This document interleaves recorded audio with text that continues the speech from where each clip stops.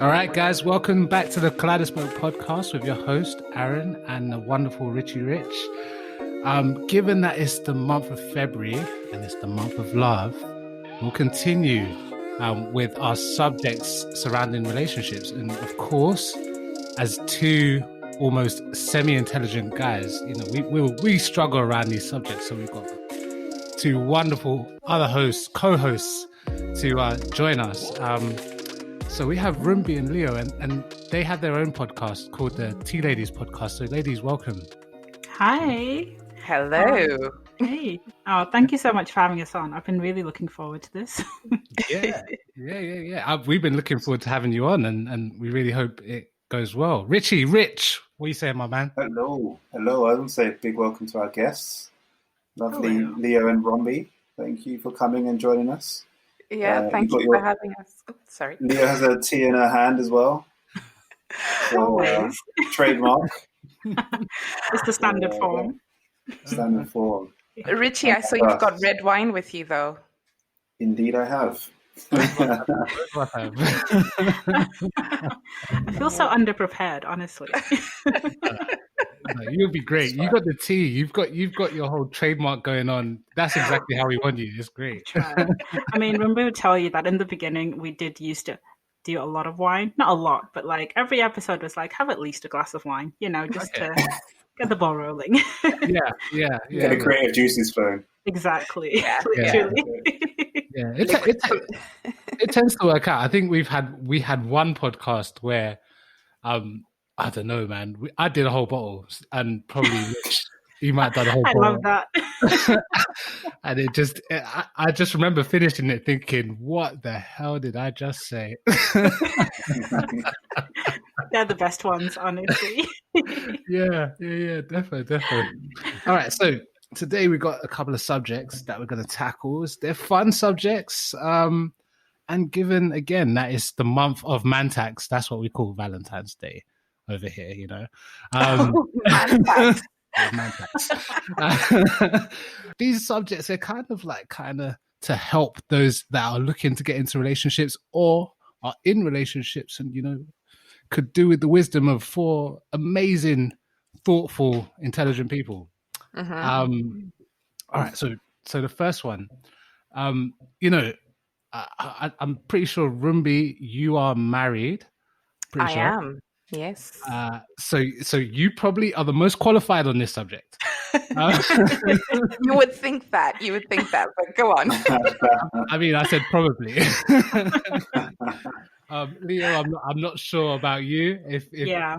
No marriage here. No. All right. No marriage here as well. No, I'm a single being, as it turns out. Yeah. All right. Excellent. So I'm here to learn. And Richie Rich is well versed in it. I'm not sure if he's taken a plunge, but you know, well versed. Pretty much there. Pretty much. Pretty much. Yeah. Spill the tea. We pushed over the edge. Oh, Are you? Because you remember there used to be this club thing where you would go and it's like color coded traffic light. So red if you're taken. I remember Orange, that. amber if you were like in a situationship, and then green if you were single. Did you ever go to one? No, So I'm glad I didn't. So what colour are you wearing? Well, I would have been red, obviously, but Of course. Then why would you be that? oh yeah, for a good time.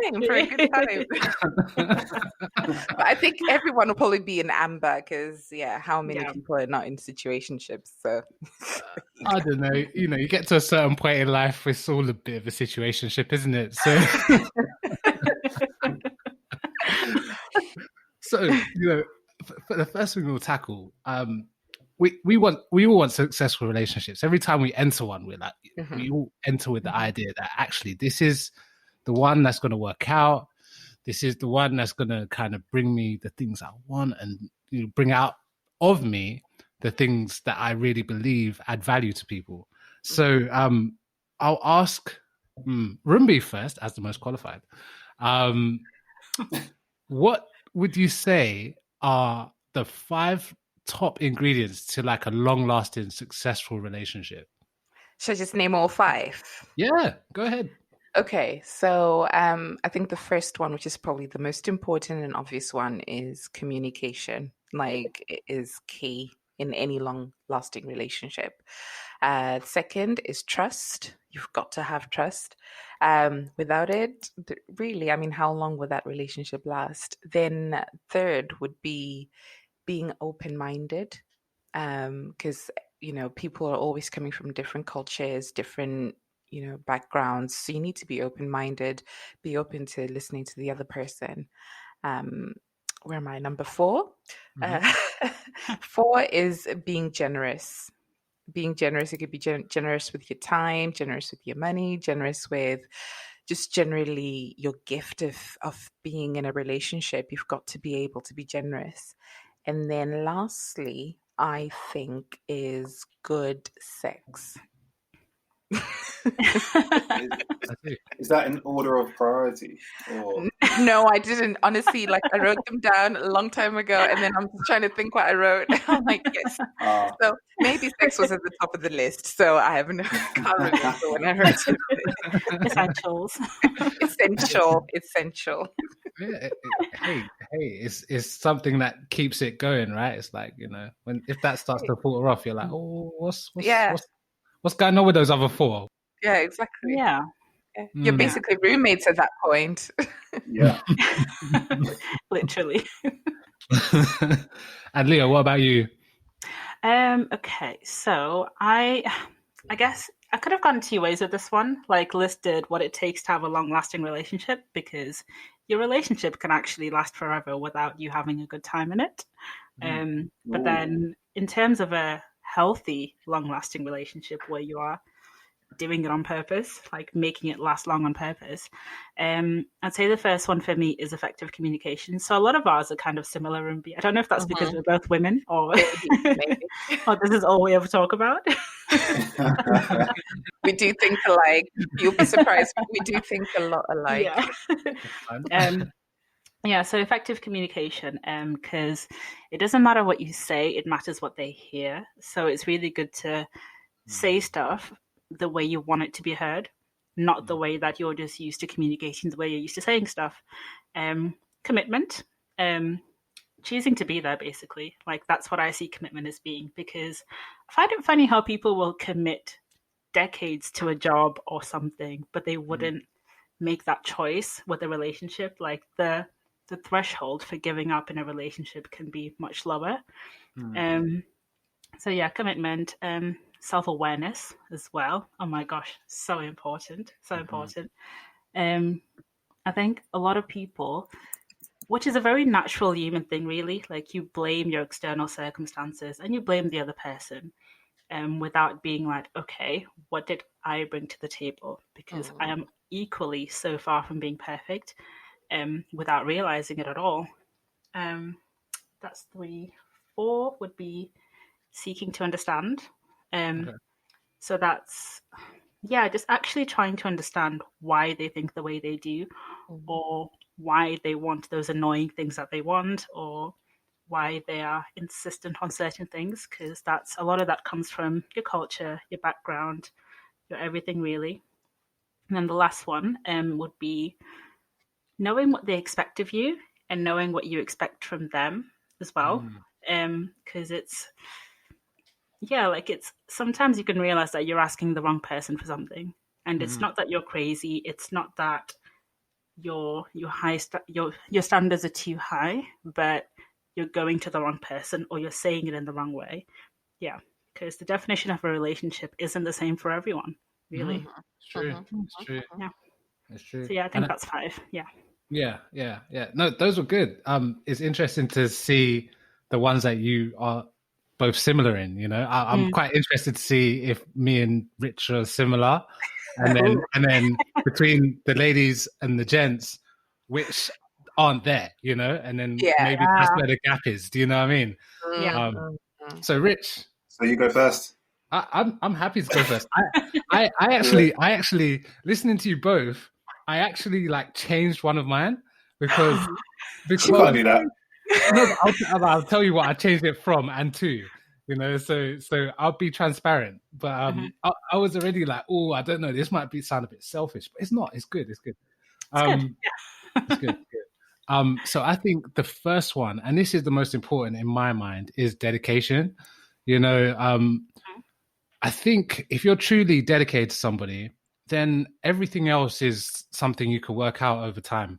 Like everything else. If you said this is the person for me, and I'm committed to them, everything else seems like it's that noise. You will work it out. It's two people in something that they've committed to. And it was quite interesting what you said about, I think Leo said it, how people would commit to a job, but they wouldn't commit to like the person that they claim to love. So dedication, number one. Physical attraction, which is a nicer way of saying what Rumbi said, I guess. Yeah. But it's like everything. It's not even just sex. It's like it's even like you see someone and you want to do that. Do you know what I mean? So it's like actually being like drawn to them, and of course, over time, you get to figure out the other person's moves. You know how it goes after a while, but still having that when you wake up in the morning and you look over and you're like, yeah. I won. Quite happy with that. Wow. Yeah. It's a test actually for me. Before I go into the next one, it's like a test for me. Like sometimes I wake up next to someone and I look over and I'll be like, if I can look at you while you're asleep and I have good feelings, this has a chance. If I turn over, look at you and you're asleep and I'm like, no, this was not a good idea, then it's probably not going to work out. The Sleeping Beauty Sleeping Beauty test. Yeah, pretty much. Well, I'll put it out there in the public now, so nobody fall asleep around me. It's not a good idea. Actually, there's this thing I used to think. Sorry, I'm interrupting you, but it was so funny. I always used to think, imagine I lost my memory, right? And I woke up thinking I was 20 years old. And I looked at my husband. Would I smile or would I scream? Wow. And what's your answer? No, I think I would be pleasantly surprised. That's what I mean. I'd be like, okay, not bad, okay. But you never know 20-year-old self what I would do. But I would like to think I would be pleasantly surprised. Yeah. Well, what you know of your 20-year-old self now is so different. I look at my 20-year-old self and just be like, you're a clown, bro. So my third one was admiration. Like for me, at least, like if I look at my partner and genuinely admire them, what they do, how they are, it keeps me in it. It's like, wow, like I feel so honored to be with this person, like it kind of keeps me going on. And if that's reciprocated, then it kind of, it's a good ingredient to kind of last the distance. The fourth, but not in terms of importance, is trust, because ultimately, there's going to be moments when you're not around each other and you're going to need to trust that person is doing what they're supposed to be doing, Yeah. And I think that's a big thing. And, especially the older you get, if you enter relationships at an older age, a lot of people have trust issues based on whatever their experiences are. So the quicker you can come to a point where you trust each other, the more likely your relationship is to be successful. And this is the last one, which I changed, but I'm going to tell you what I put first, right? At first I put autonomy, because I think it's really important to like here I am and here you are. And we both operate with our own individual goals, but we bring it back together into our relationship, and we're individuals and we're together. It's not like we're together so we're no longer individuals, But then I changed it to responsibility after what Leo said, like when you said self-awareness, right? I think if you're responsible for your actions and the way you make the other person feel, then you tend to act more with empathy in mind. And I think overall that kind of keeps the longevity going. You know, you're less likely to run into arguments and like situations where breaks can happen, you know? So I think being responsible for yourself, your actions, what you're supposed to be doing, and the other person, how they might take what you're saying or doing. If you're responsible, both people are responsible. Again, like you're less likely to run into arguments and disagreements. I think. I don't know though. I'm just saying. I think I'm single. So I don't know. Hey. all valid, definitely. I think that's that's such a fantastic switch that you made from autonomous to responsible, because I think people don't. You can get to a point where you're so angry that you don't realize that all your decisions will always affect the people closest to you. So it's never I'm having a horrible day today or a horrible week, therefore I say and I do these things. Even like just coming in with a bad vibe is going to affect the people who care about you. So from the small things to the bigger things, like you're never, if you're loved and if you love, you're never truly autonomous. That's not to say you're not free. You're not completely a single being. Yes. Yeah. So true. Man, I kind of liked being autonomous, to be honest. Shh, don't say that. He can hear.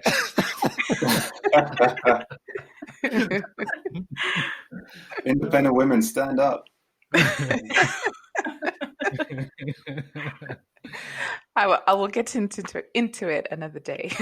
Not today. We can get into it as soon as Rich tells us his 5. You know. Yeah, go ahead. Go for it, Rich. Yeah, you girls have like really kind of set the bar quite high. I think you know, I like all your responses. Like very kind of like sensible. Like, you know, you guys got like good head on your shoulders. Like, I think I had to rewrite a couple of mine because I was, you know, good body. But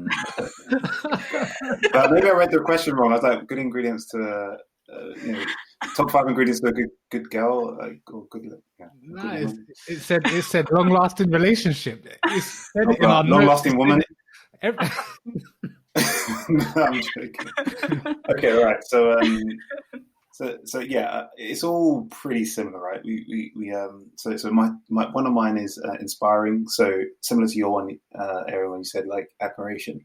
I feel like having another person inspire you to be a better you, and they're like, you know they're better in themselves. Is, I don't know, I think it's quite important to me. Just because then, like, you know, you wake up and you feel like, you know, you always want to improve. I'm an improver, life learner, etc. So I think it's not this may not be important to everyone, but to me, like, if someone's inspiring, that's, you know, it's a good recipe, good ingredient. Similar interests. So it's like, if you have 2 individuals that got like polar opposite interests, I don't know if that is going to work. Like, it probably does. I don't know.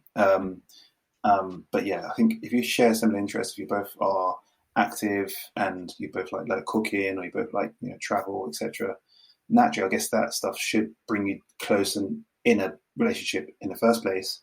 And keeping that sort of, I guess, similar interests, or at least, you know, vaguely close, then that should be a recipe, an ingredient. Another one is being supportive. So again, you know, is your life got partner, you got some goals to meet, or, you know, you're going through a bad time, you need to make sure that other person's supporting you all the way. The other one is physical attraction, that you kind of said. If there's no spice, there's no life. And then communication, like, you know, just making sure you guys are keeping this communication channel open, having honest conversations and truthful conversations as well, and being true to yourselves as well as one another. So I think those are my 5. I think we're all pretty much similar on a thematic basis. Yeah. So yeah, I mean, if anyone wants, like, you know, marriage counselling or relationship advice, as I said in the previous episode, just call. You can't even call me up anymore. I think there's a team here. It's definitely a team. We can fix anything that's wrong. I feel like, Email us. drop us an email. We charge by the hour. £500 an hour. Right, so. One for you, one for you. Do you know what I find interesting? How the guys both mentioned, like Rumbi mentioned the sex thing, but the guys both mentioned that in terms of like physical attraction. Yeah. Whereas women are less likely to do that. Yeah. Like, you can have good sex without, like deluding yourself into thinking he's the most gorgeous person in the world. Mm-hmm. But guys like look for those curves, that good body, a long-lasting woman, as you put it. Yeah, because I think I don't know, like it's this might sound a bit out there, but it's kind of magnetic, right? It's like if you look at somebody and you're like, wow, like even if you know there's a Rihanna out there that you might be like, whoa, Rihanna. But if you look at your partner and you see a certain thing about them, you're like, whoa, that's kind of my thing, you know? Mm-hmm. It's like, you don't necessarily have to look at it and like, oh yeah, it's time to have sex. It's like, oh, I look at it and I'm like, wow, like this is, someone who chose me. So this is cool and she's hot. And then, everything kind of accentuates, I think. So it's like you said, like you can have good sex without like really, really, really feeling the person. But I guess when you're like really physically attracted to them, then the kind of good sex is just like a byproduct. It's like, yeah. So I've got a question for you then, because we're talking about long-lasting relationships, and we all know that looks don't really last that long because people change with time. So if you're basing it on physical attraction, how would you feel, say, 10, 15 years down the line after a couple of kids? Things obviously have gone down a bit, would you still feel the same, or would you be struggling at that point? I mean, Rich, do you want to go first? I think it's a struggle. I think it's really. Long lasting is not quite defined. So long could be 20 years, and then you trade them in, and then go for another long. Like long is not forever. That's what let's be clear on the question. It's true. He's got a point. Hey, so like, all right. So I'll tell you guys a story. Yeah. Which we will roundabout answer your question. So I think I was about like 25, 6. Anyway, I went to Mexico and I went to a swingers resort. Yeah. Of course. And and I went there, right? And so it's not overly like in your face, everyone's swinging. It's not that. It's just adults only. So everyone's kind of doing their thing, whatever. And I remember coming back from the pool one time and I've got all these drinks in my hand, I'm entertaining people. And this like guy comes up to me and he's like, oh, come over here. And I'm like, okay. Anyway, I go over, right? And his wife is there. And he's like, look, do you want to have sex with my wife? And I'm like, I mean, this is the first time someone's asked me, but, I've been drinking. So, yeah, go on then, I guess. Yeah. And she was like, oh, okay, well, we can do it tomorrow because, I'm tired now. And I was like, okay, I don't really know how to feel, but all right, that's okay with me. And anyway, right, then she like proper kissed me, felt me up, everything, right? And the husband's there, right there. And it prompted me to think, like, right, these guys must have been, they weren't that young as well. They must have been, they've been together for a long time, They love each other. They must do. And they probably come here once a year or once every so often to let their partners go off and do their thing with younger people that they find attractive, So I'm just saying, I'm not saying me, but I'm just saying, like 10, 15 years down the road, if one person is like more active than the other person, but you love each other, the kids are all grown up, whatever, I just go off and come back in an hour, come back in 2 hours. I don't know. I've got stuff to do.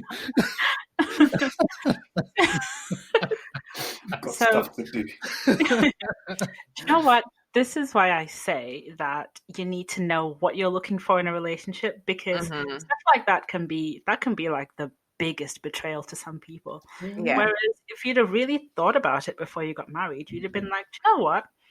I'm low key okay with that ish, as long as they handle it in a particular way. Like some women might say, do what you like on a business trip, just don't come back with a disease or a child, you know? Like, which is a very very defined way of doing it, but it's, you both know what you're expecting. You both know what's okay. You both know that he can't be out there disrespecting you like anything. And then other people, they are both in the marriage or in the long-term relationship, and they know that that can never fly. Ever, ever, ever. Yeah, so it's just kind of like, know what you want. It's not, relationships aren't the same for everybody, and they never should be, ever. No. So yeah, like find your swinger and be happy together. I think it boils down to like what you're saying, like with communication, right? Like, and those honest conversations. You know those ones where you're like in bed, you know, your partner's reading a book, you're on Instagram, whatever's going on, and you're just like, babe, have you ever thought about anybody else?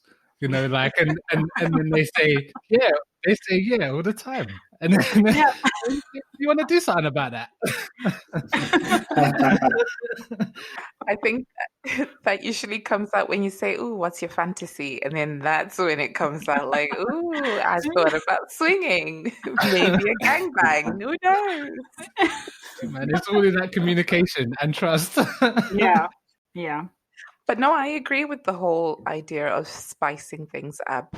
Obviously, I think that's probably could be, one of the tips to long-lasting relationships, because things will probably start to get a bit boring after a few years and you need to spice things up a bit. So I would put that up there. Maybe not swinging for me, but some other form of spicing up. You never know.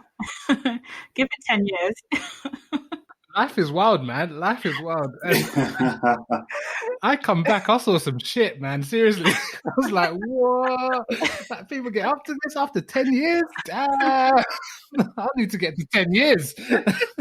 I'm joking.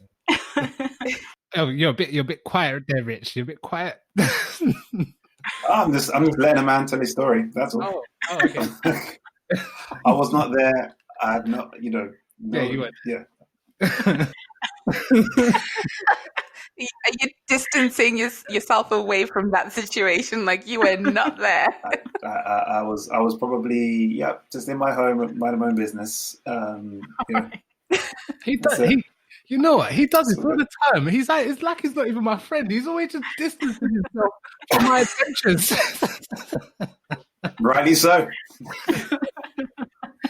So, Richie, let me ask you, because you mentioned supportive, and I'm just thinking, like, in relationships, there could be different dynamics where one person, so for example, is taking on like a big career move or something, and you're obviously maybe a little bit more laid back. What kind of support, is that the kind of support you're talking about, like being able to support the other one in their endeavors, or is it a different type of support?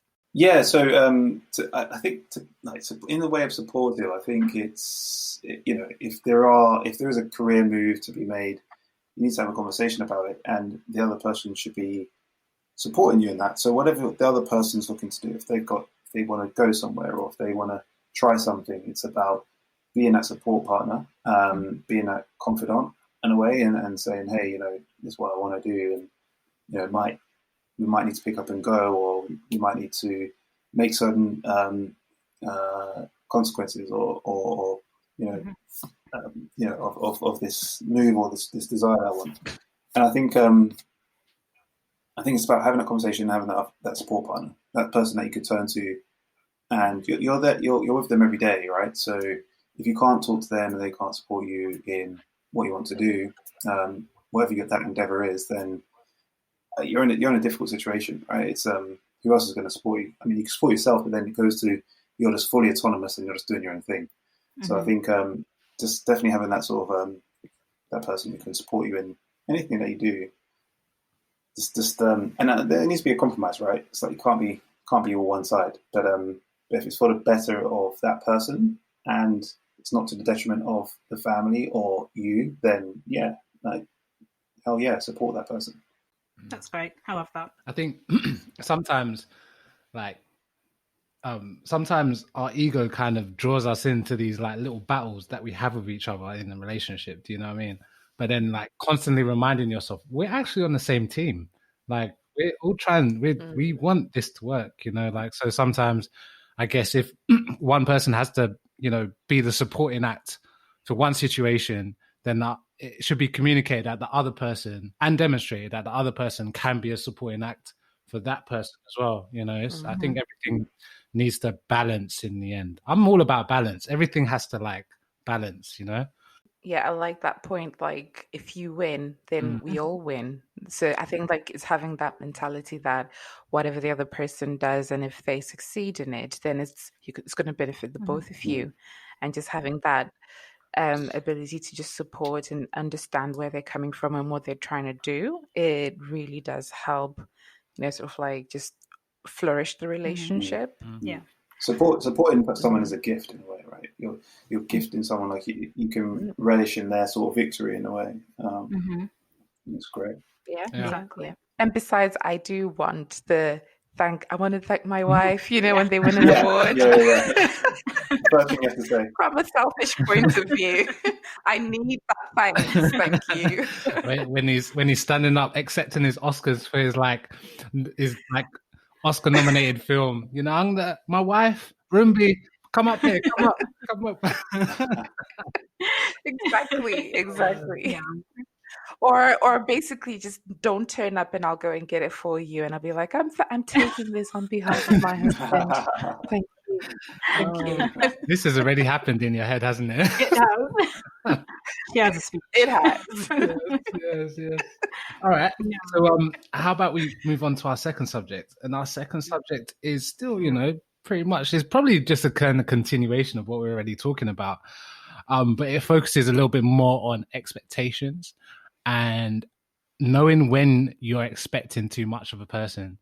I think, Leo, you brought it up that sometimes we're with somebody and our expectations exceed the abilities of that person. What do you think are the signs that, number one, you're expecting too much? So something in you is doing too much for the relationship. And then number two, that person can't deliver. Like, what kind of signs are there? I mean, to Leo, you can go first. I think that the concept of knowing your own expectations in a relationship starts way before you even enter the relationship, like realistically, or even when you're dating or anything really. It's because your expectations, they aren't just for you. They aren't just your own unique ideas about life. They aren't just your own personal philosophies. It's stuff that you've learned from society, from your culture, from your parents' relationships, from your grandparents' relationships, from the friendships that you've made. So you know what to expect in a relationship, regardless of the level of intimacy there is. And even from your colleagues as well. So I think you need to analyze what you expect by yourself independently of the other person and see why you expect it. Like literally, like, why do you think other people say, oh, you're so high maintenance, or people say, oh, you're so laid back? Like, there must be a reason behind all of that, because it's not, as much as you think what you want is super reasonable for everybody, it's really not. Like, it's really not. The common sense is not too common at all. It's common to you because it's the commonalities of your own life, your own existence, your own experience. So find out why you want what you want, and then also figure out if it's coming from a healthy place. Like, are you expecting stuff because of some crappy experience you've had in the past, or is it actually coming from, oh, I know myself really well, I have a lot of self-awareness, and therefore I want this, and therefore I can compromise on this, and I can't compromise on this. And then that's when you find the person. But yeah, like once you know all of that properly, then it's easier for you to filter out who's not going to give you that. Like, it's because you can genuinely, like I said before, you can just be asking the wrong person. Like, Rumbi and I did an episode a few weeks ago, and we talked about like sugar daddies and stuff like that. It wasn't about sugar daddies; it was a brief aspect. But I was saying that some women actually expect that from a man, and they're like, this is what I want. Like, I need you to take care of me 110%. And it's not that they're being unreasonable, because there are actually men who are like, I expect you to be high maintenance. Like, they like that. They like that her standards are way up. They like that he can never dip below 100K a year, that kind of thing. So it's you analyze yourself and then you go find that person, really. But make sure it's coming from a healthy place. But yeah, if you keep asking for stuff and they're like, no, you're being unreasonable, you're being ridiculous, like, look at yourself first. Like, always look at yourself instead of being like, well, why are you so low maintenance? All of that kind of stuff. But yeah, that was a very long-winded way of saying it. But No, yeah. it was great. That's It was great. Yeah.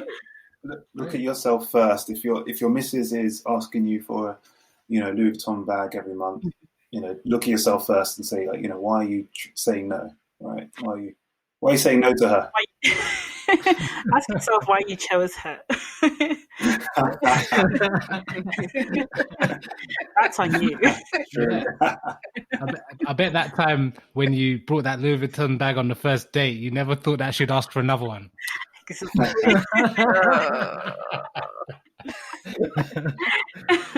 All right. Yeah. How about Starters, you mean to go on. You got to understand that this game is a long one, so it's all about sustainability. If you start here, then it only gets higher. How about you, Rumbi? I don't know. I think that's where me and Leah sort of like disagree or go at different angles, because I think that expecting certain things from someone, we all have expectations, and I totally agree in the sense that we're coming from different backgrounds, and we've seen other couples who've what potentially look like they've succeeded doing things in a certain way, and obviously you start to expect it. And we had this conversation with my husband the other day, and many moons ago, when we ended up actually having an argument, and this came up where, like, my dad used to take care of the garden, he used to take care of the cars, all the manly things in the house, and then obviously I get married and I'm starting to expect that, like, oh, hang on a minute, you're supposed to do this. My dad used to do this. My dad used to do that, And then he just simply said, well, I'm not your dad, right? And then it got me thinking, like, you know what? I think this is actually quite unfair, because I've come in with that expectation from a male figure from my own household. I don't know how he grew up. Obviously, I'm learning, but I think it's trying to understand. I think this is where I got the idea of openness on the other part of the podcast, because you need to not adjust your expectations, but you need to be a little bit more flexible when it comes to your expectations, because what you expect, they probably expect something as well of you which you can't deliver. And when that happens, you need to then start to see where compromises can be made. So it's very, very artificial or a perfect scenario where you've got expectations and you go find the person who meets them, because that will 100% never ever happen. You'll probably get someone who can meet your expectations maybe 60% or even 50, but you still love them, So it's then, once you're in that relationship, you start to think, okay, so is this really important? How can I compromise? Do I really need a Louis Vuitton bag every month? Maybe not, but I really want this relationship to work. So she's still working, although I wanted to stay at home, but she wants to work. Okay, I'll make a compromise here and there. So I think it's all about compromises when it comes to expectations. But what do I know? You sound like an expert. How many Louis Vuitton bags do you have? 0. She wasn't expecting it. I wasn't expecting it. You get what you expect. True. Yeah, true. All right. What about you, Rich? When do expectations go? Expectations go too far when there is hard expectations and they're not communicated. Like, I think that's when it's a bit of a difficult situation, right? If it's like, hold on, where did this curveball come from? Oh, all right, so you want me to be the breadwinner and you're going to quit your job and I need to go to work, and I thought we was in this together, or okay, so now you're having a baby and you don't want to go back to work. Okay, that's fine. Not ever. like maternity's finishing now. We didn't speak about this. I think expectations go too far when they're too lately communicated. I think that's, and when it's a bit too hard and fast. Again, we've all touched on this. It's like there needs to be a bit of a compromise, like you said, Rombi. So when there's no compromise in an expectation, I think that's when it's a bit of a hardball situation and things can go terribly wrong. Quick question, Rich. So stuff like that, like the rock solid expectations that people don't want to compromise on, like I've now had a baby and I don't want to go back to work, that type of stuff, or I expect you to be the breadwinner or anything like that. Do you think, because this is my theory, that in a long-term relationship, when something enormous happens or something super pivotal happens like that, you would have seen a hint of it beforehand? So is it that you saw it before and you didn't adjust your expectations for that? Or would it genuinely be something that they can surprise you with? Like, for example, I don't think you can meet somebody and then date for several years and then suddenly they're like, oh, by the way, I don't want kids. Like they would have mentioned at some point and stuff like that, because you would have mentioned wanting kids. But yeah, yes. Can it ever be a massive surprise? I think it can and cannot, right? Like you can fool yourself, right? Like love is blind, right? Like you could always like ignore those signals, ignore those flags, and lo and behold, when it comes, it's a hard truth that you probably look back and think, why didn't I see this coming? And sometimes these flags might be there, you might see them, but you think there's a way around it. There's a middle ground. We'll make it. Or it's a hard truth where someone has actually told you that they don't want kids, and in your head you're thinking, yeah, but after a few years they're gonna want them, and you keep starting to to fool yourself or tell yourself, oh, they'll change their mind. And then lo and behold, 10 years later, it's still exactly the same. Nothing's changed. Yeah, but does that constitute an expectation going too far then, if it's something that you yourself have been blind to? Something that you can look back and you can see, like, for example, they're not going to turn around and say, let's go to a swingers club. Like, they would have dropped it in over the last 15 years at some point, and you have chosen to ignore it. So when it becomes a bigger thing for them and they expect it or they voice it even more, is that them taking it too far, or is that you being extremely rigid and not willing to compromise? I think it's just when it becomes more extrapolated. Like, I'm just trying to think what expectation could have gone too far. So maybe let's take, for example, the one where someone doesn't want to work, right? So potentially maybe in conversation when you're still courting and everything, they kind of mentioned something along the lines of, oh, I like, staying at home and, just spending the day at home. I actually hate my job. I wish I could quit and never go back, right? And it's just a conversation you're having. Then you probably get married or you move in together and she's like, oh, my leg hurts. I think I'm going to quit.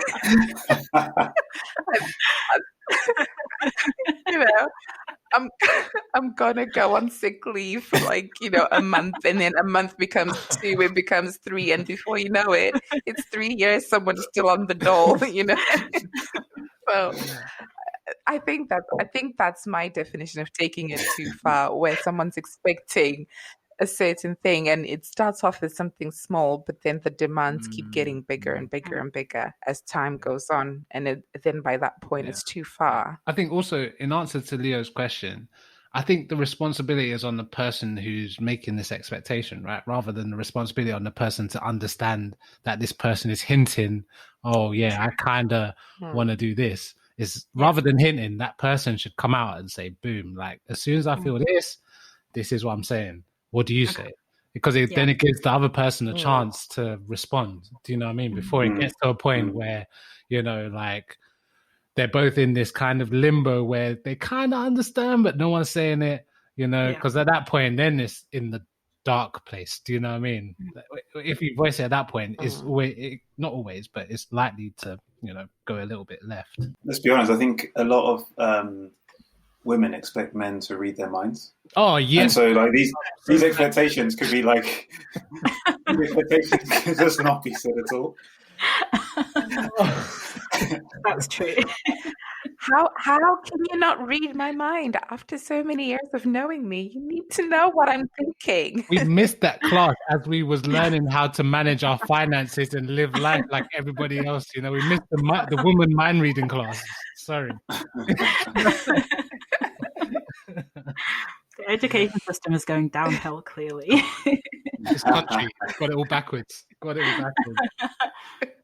that's true. That's such a good point. Like, we Yeah. do need to express more, because men and women communicate in super different ways.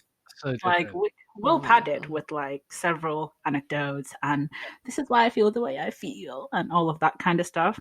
And he just wants to hear, what do you want? When do you want it?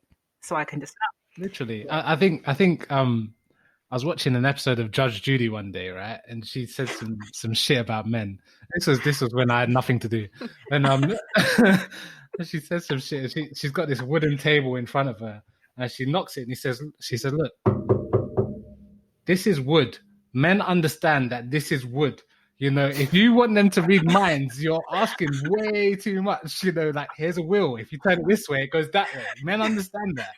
You know, and I think, you know, I've got male friends, female friends, and the majority of my male friends, even I don't think they have the capacity to read women's minds. Do you know what I mean? Not to say that they're not emotionally intelligent, not to say that, but I just think that's just not how we work. You know, it's like if we can hear and see a situation, then we can work with it. But if we don't see a situation, it's not there. It's literally, you know, it doesn't exist. You know, there's more than enough real situations in front of you to think of situations that can be in people's heads, you know? True. Okay, here's a quiz for you, Aaron, because you know we're in February and it's Valentine's, right? And your other half says, "Oh, you don't have to get me anything.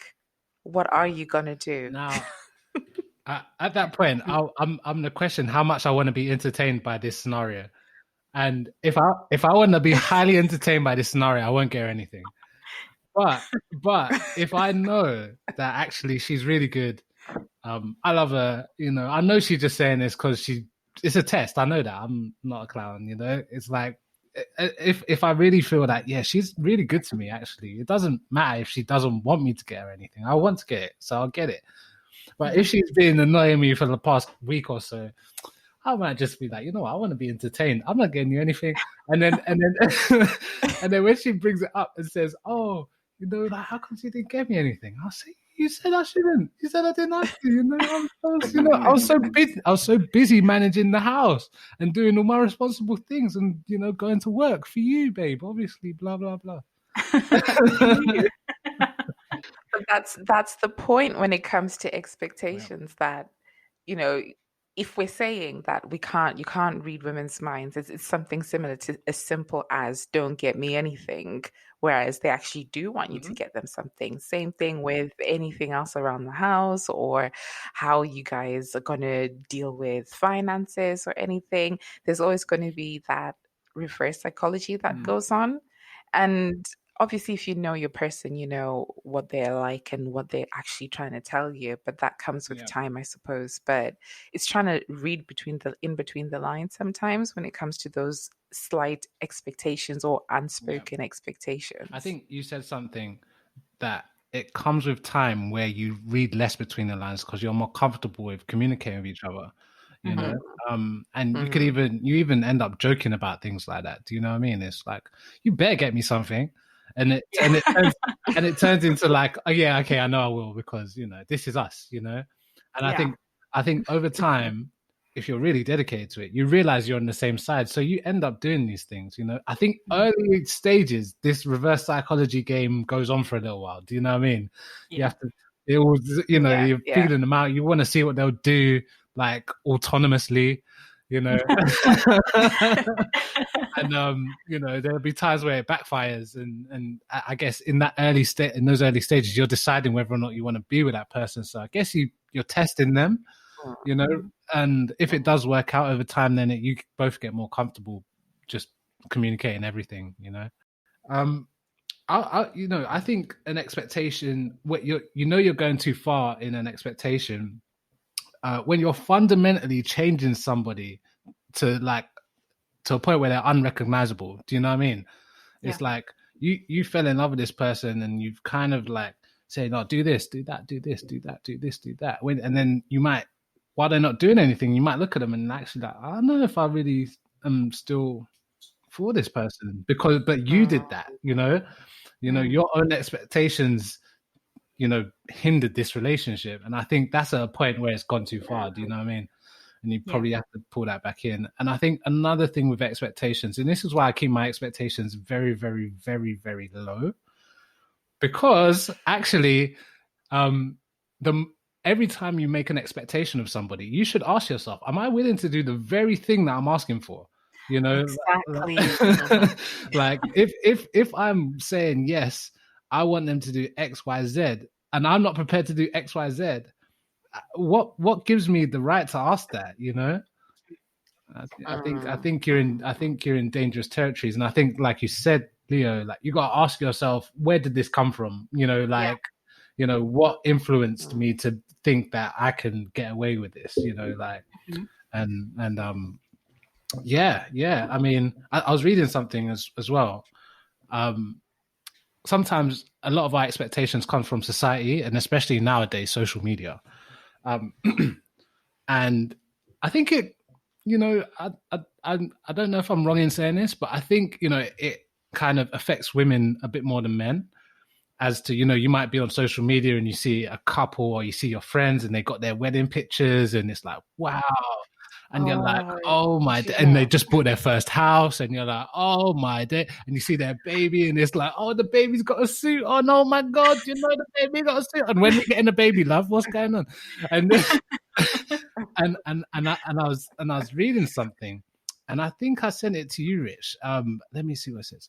It says, comparison is the thief of joy, And I think when you start comparing your situation to other people's situation, you're removing the joy from what you do. Do you know what I mean? You'll be like, you're looking at your lovely relationship that is probably bloody perfect in the weird, imperfect way.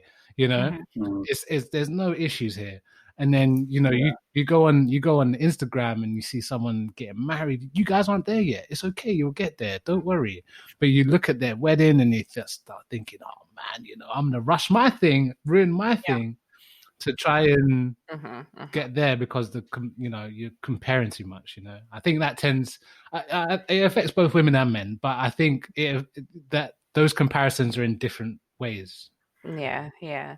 And one hashtag I absolutely loathe is relationship goals. Hashtag relationship goals. If I could stab something, that would be it. Like, I just hate it because just remove it, just ban it. If Instagram could just remove it completely, like, they would do us all a favor, because that's one hashtag.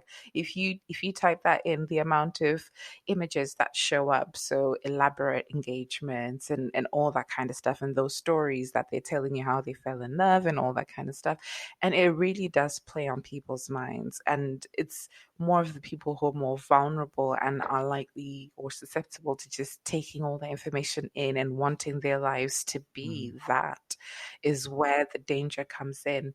And I totally agree with you, Aaron, because you need to run your own race. If you're not there yet, you're not there yet. If you're not buying a house yet, you're not buying a house yet. You will buy one in the future, or maybe even buying a house is not your thing. So I think, media does play a very big part on those, like, adding extra expectations on people that really shouldn't be there. Sounds simple, but just blocking it out would do really well. Just ban that hashtag, please. Yeah. Even like, I think I'd probably blame, Kim Kardashian as well. I put her in the mix. Just her? The Kardashian effect. That's probably a lot more, but she's like one with the most notoriety. So yeah. No, I think that's so true. Like, people don't realize that, like I said, your expectations come from external places all the time. So when you look at social media, everybody has their own common sense. Everybody has what's super reasonable to them, and you keep feeding it, like by the people that you socialize with, the people that you follow, the people that you choose to watch, the content that you choose to consume. Like you're feeding your own mini universe. You're like your own mini experience, and you don't realize that. So it always feels so true to you. So yeah, it's an annoying one, but it's true. No relationship goals, because it's like, if you even got that goal, do you really know if you want it, or have you just been consuming too much of the Kardashians? It's a good question. I think at least it's beyond help, to be honest. Beyond the help of affirmations and all that. You can't even affirm yourself into that scenario. So. And ultimately, your relationship goals, surely they're between you and the partner that you're with, right? Like that's a just me and you thing. I think actually that's a private thing. That's just me and you. That's our relationship goals, and they don't have to align with any other relationship goals. If we just want to get Nando's every week and that's our relationship goals, yeah, that's your thing, bro. That's your thing. It's a good idea. Yeah, but Aaron, what if your relationship goals don't align? So you want to do Nando's every week and you're okay with that, and your other half wants to go out every night. What would you do? I mean, how do you compromise that? There's a medium, right? So she wants to go out every night, and I want to go Nando's once a week. So how about we go Nando's 3 times a week? That's the total middle ground.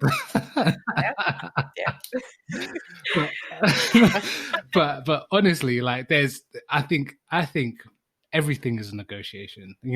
That's generally how I live my life. It's like, and it's not like a negotiation like you're trying to barter somebody down. No, like. Your expectations and desires are here all the way to the right. My expectations and desires are here all the way to the left. We need to do this. And sometimes it might be a little bit that way. Sometimes it might be a little bit that way. But the idea is to get in the middle somewhere, and that's how you win the game, I guess, But don't play me at Monopoly. My negotiation tactics are dark.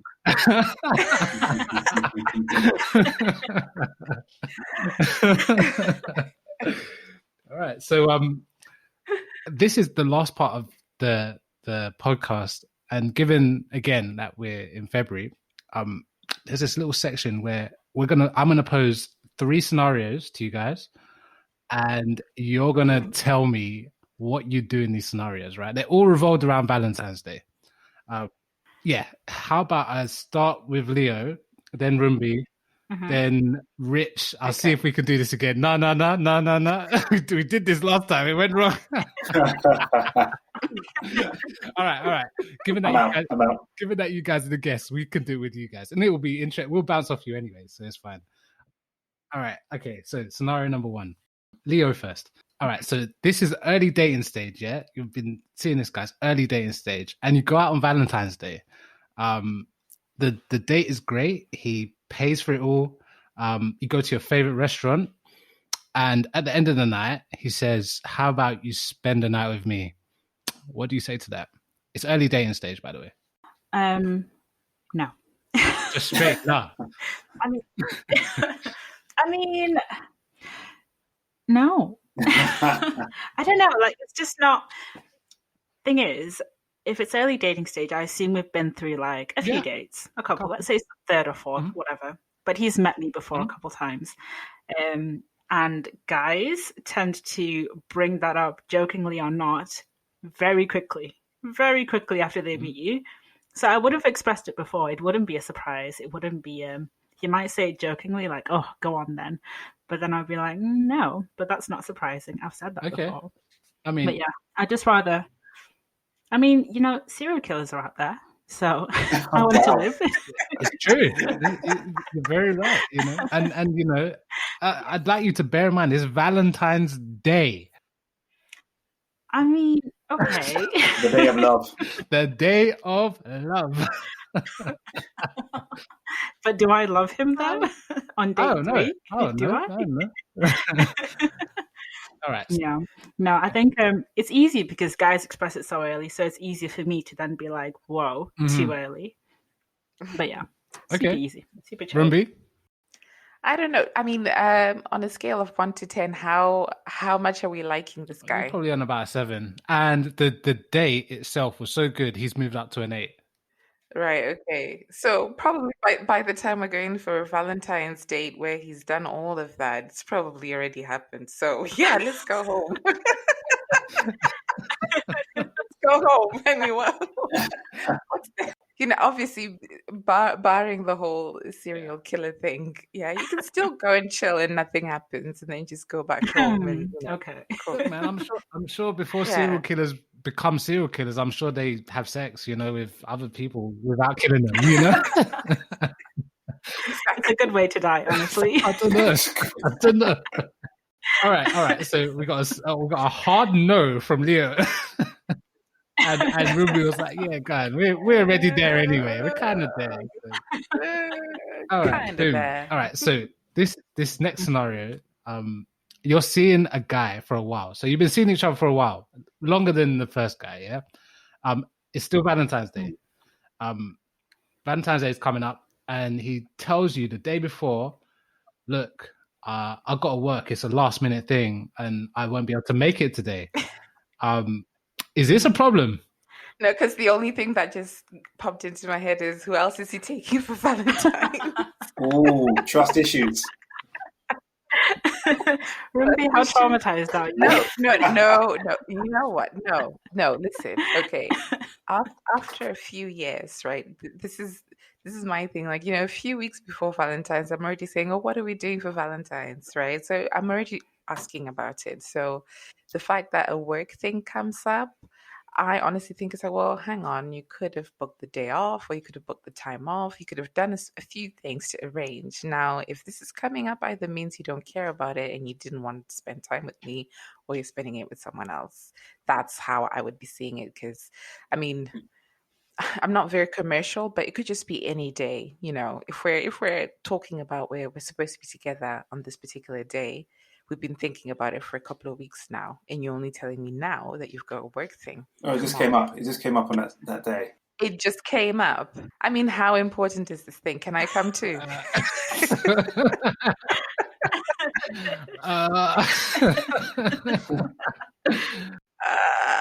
I don't know. I mean, I'll be a bit apprehensive, but I'll be like, okay. It sounds like a problem. Yeah, it's a problem. It's a problem. Fair. It's a problem. Leo? Okay, so I have such a vastly different stance on this to Rumbi.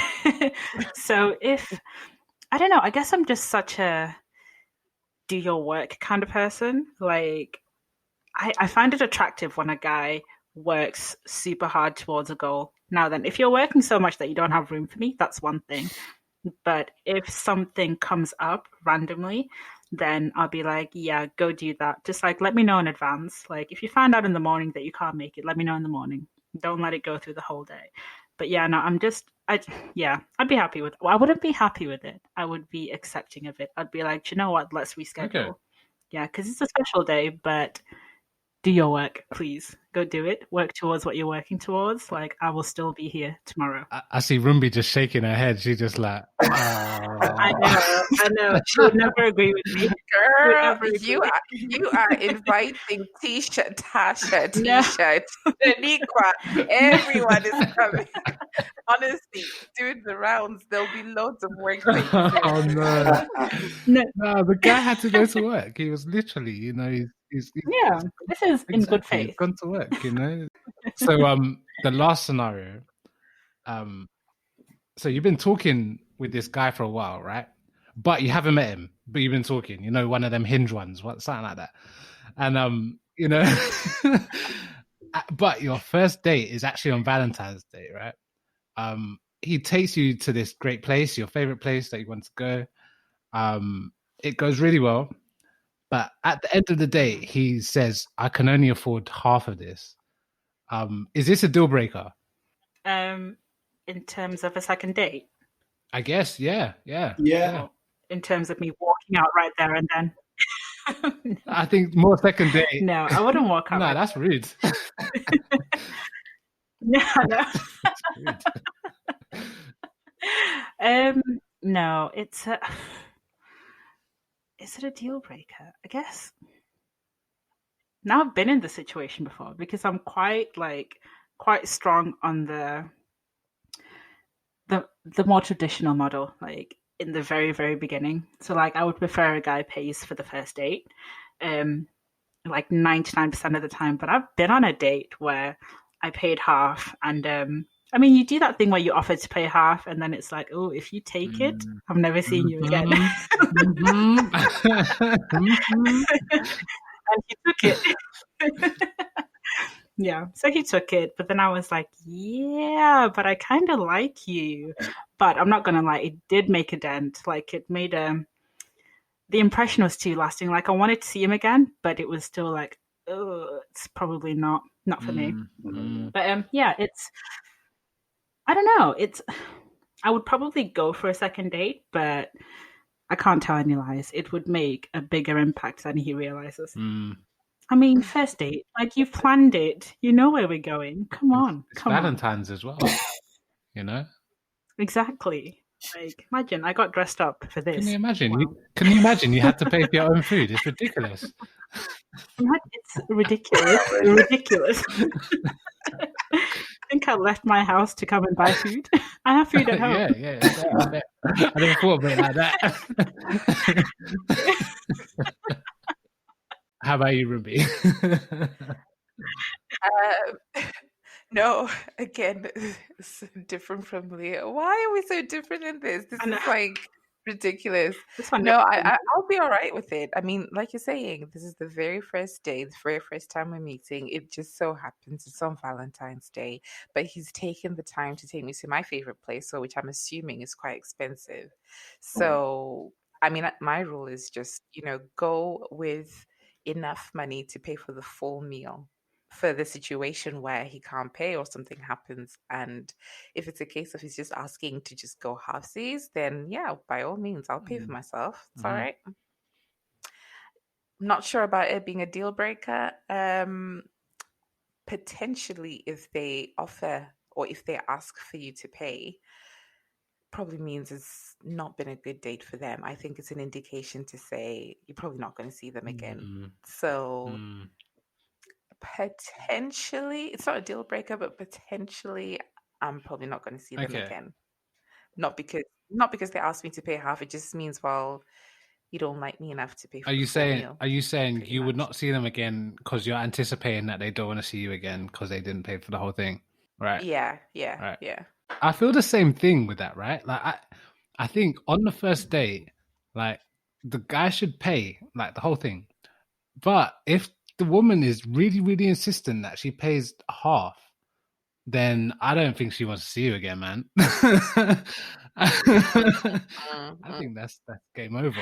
But but me and Rich had this conversation, right? We had it one time, and Rich said maybe she's showing like I don't know, like that she's got her own side, so she doesn't want to ever feel as if like the guy has to keep doing this. It's like, hey, I got this, so I'm gonna do it. Yeah. She's setting expectations, right? Yeah, maybe. I don't know, man. Like if I go out that first day, I make sure I can cover it all. Do you know what I mean? And I think if personally, if a guy, I'll be saying this to my son as well. I say, look, if you go out with someone that you actually like first date and you can't cover it, then you shouldn't be going out with women at this point. You need to figure out your finances. Do you know what I mean? Like you got some stuff to do. And then after, you can get to it and you'll be fine. That first date, like we said earlier, it doesn't get cheaper after that. Do you know what I mean? It gets more expensive.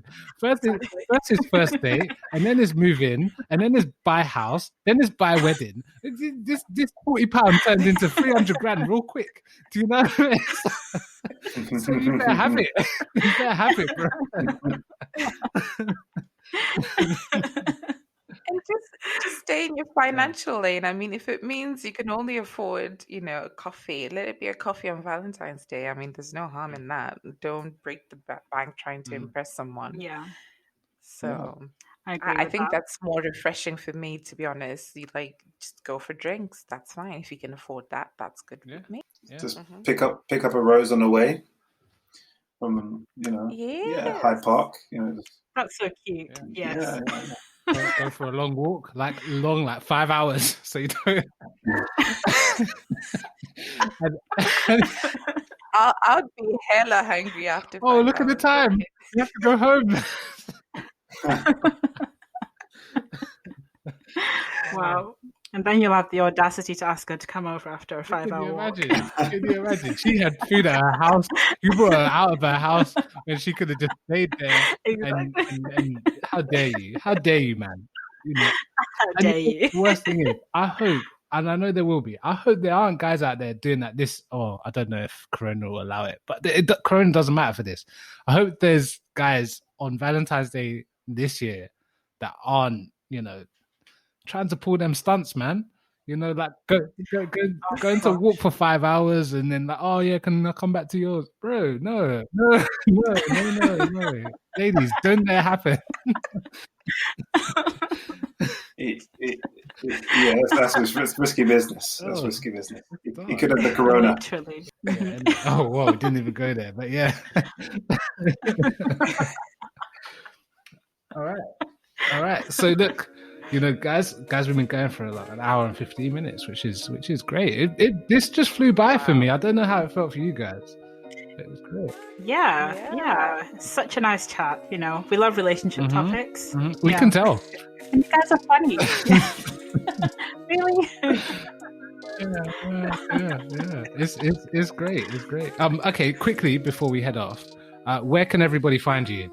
Socials, all that stuff. So we are at the TL Podcast on Instagram, Twitter, YouTube, and then we've got our website, the Tea Lady Podcast too. Nice, lovely. So everybody, go to check that out. Any final words from you, Rich? No, just a big thank you for coming on the show. It's been a pleasure. I think if anyone wants relationship advice, definitely I'll be an agent, but you two girls are definitely masters in business. So yeah, but if I need any advice, I think I might give you a call. Thanks for coming on the show. Thank you so much for having us. Yeah. We really enjoyed ourselves, and you guys are really, really great to talk to. So thank you very much. And thank you. Thanks everybody for listening. Boom.